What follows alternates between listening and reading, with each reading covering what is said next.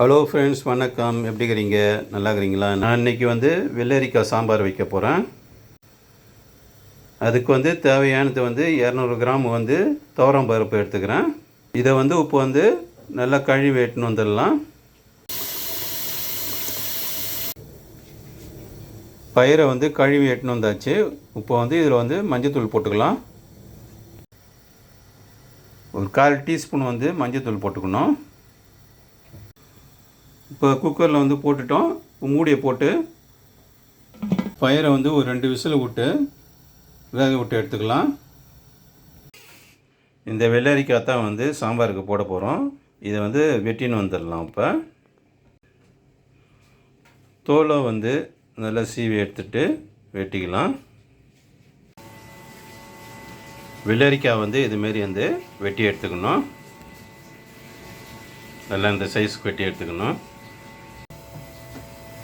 இப்போ சாம்பார் செய்யலாம். அதுக்கு பாத்திரம் வச்சாச்சு. பாத்திரம் காஞ்செடுத்து அதுக்கு தேவையான எண்ணெய் ஊற்றிக்கலாம். இந்த அளவு எண்ணெய் போதும். எண்ணெய் காஞ்செடுத்து 1 டீஸ்பூன் கடுகு பருப்பு போட்டுக்குவோம். 1 டீஸ்பூன் சீரகம் போட்டுக்குவோம். 1/2 டீஸ்பூன் வெந்தயம். ஒரு 2 காஞ்ச மிளகாய் போட்டுக்குவோம்.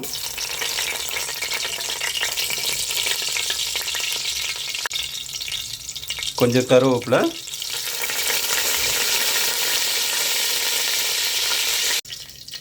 வடகம் 1 டீஸ்பூனு.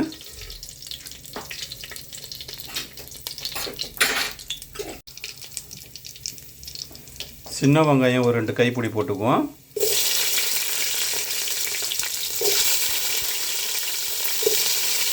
பூண்டு ஒரு முழு பூண்டு ஊற்றி போட்டுக்கணும்.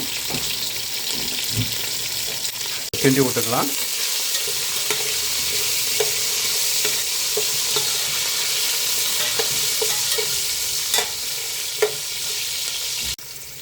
இது கூட ஒரு பெரிய வெங்காயம் ஒன்று போட்டுக்குவோம்.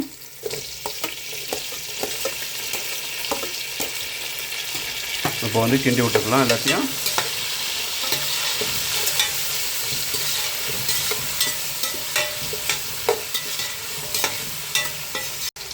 இப்போ இதெல்லாம் வதங்கி வரட்டும்.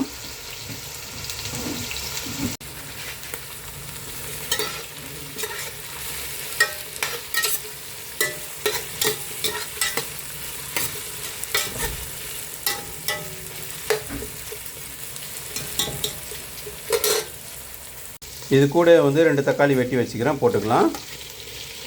ஒரு 3 பச்சை மிளகாய் வெட்டி வச்சுக்கிறேன், அதையும் போட்டுக்கலாம்.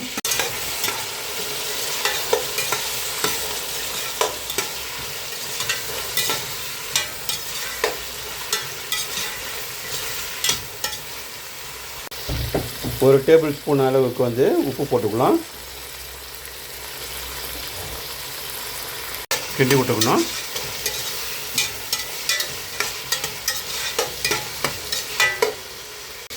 இப்போ இது கூட வெள்ளரிக்காய் கட் பண்ணி வச்சிருந்தோம்ல, அதை இது கூட போட்டுன்னு வதக்குவோம். கிண்டி விட்டுக்கலாம் எல்லாத்தையும் ஒன்றா சேர்த்து.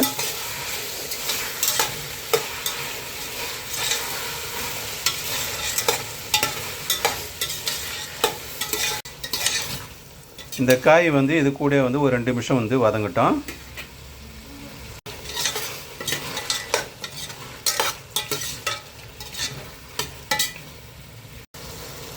இது கூட பெருங்காயத்தூள் போட்டுக்கலாம்.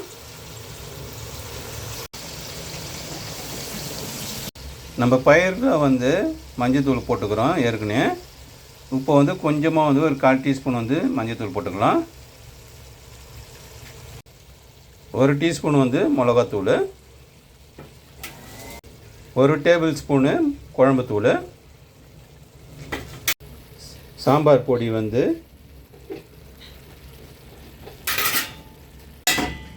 ஒரு 2 டேபிள் ஸ்பூன் போட்டுக்கணும். கிண்டி விட்டுக்கலாம் எல்லாத்தையும்.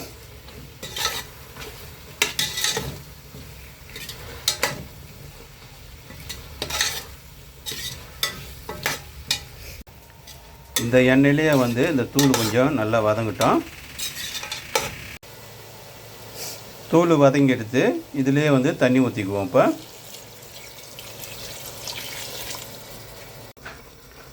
காய் முழுகிற அளவுக்கு வந்து தண்ணி ஊற்றினா போதும்.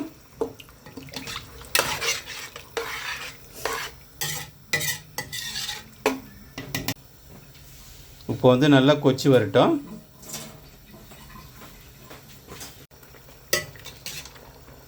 வெள்ளரிக்காய் வந்து கொஞ்சம் பாதி வேக்காடு வந்துடுது. வேக வச்ச பயிரை வந்து ஊற்றிக்கலாம். இதை கொஞ்சம் தண்ணி ஊற்றி கலக்கி ஊற்றிக்கலாம்.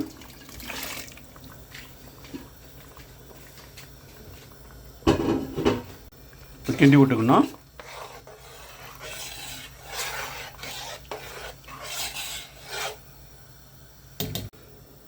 புளி வந்து ஒரு நெல்லிக்காய் சைஸ் எடுத்து இதுமாரி கரைச்சி வச்சுக்கின்னு இப்போ வந்து சாம்பாரில் ஊற்றிக்கலாம்.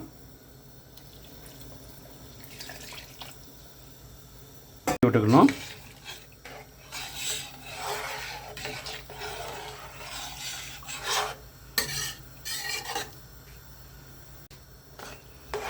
இந்த டைமில் வந்து உப்பு காரம்லாம் வந்து சரி பார்த்துக்கணும்.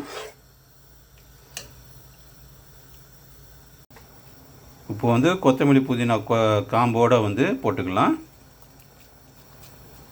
அப்போ தான் நல்லா வாசனையாக இருக்கும், சாப்பிடும் போது நல்லாயிருக்கும்.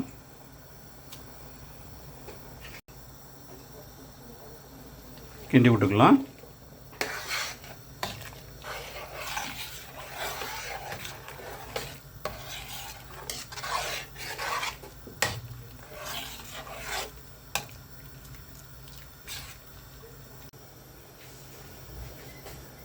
வெள்ளரிக்காய் சாம்பார் வந்து ஒரு 5 நிமிஷம் வந்து கொதிக்கட்டும்.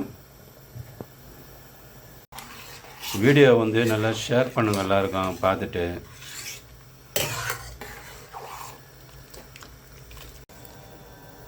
இப்போ வெள்ளரிக்காய் வந்து நல்லா வெந்து வந்துடுத்து. இப்போ வந்து நெய் போட்டுக்கலாம். சாம்பார் நல்லா வாசனையாக இருக்கும், சாப்பிட்றதுக்கு நல்லா ருசியாக இருக்கும். கடைசியாக வந்து கொஞ்சம் கருவேப்பிலை, புதினா, கொத்தமல்லி போட்டுக்கலாம்.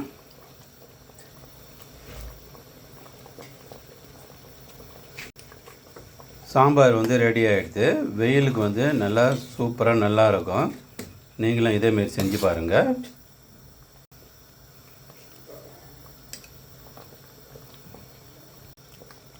செஞ்சு பாருங்கள். லைக் பண்ணுங்கள், ஷேர் பண்ணுங்கள், சப்ஸ்கிரைப் பண்ணுங்கள்.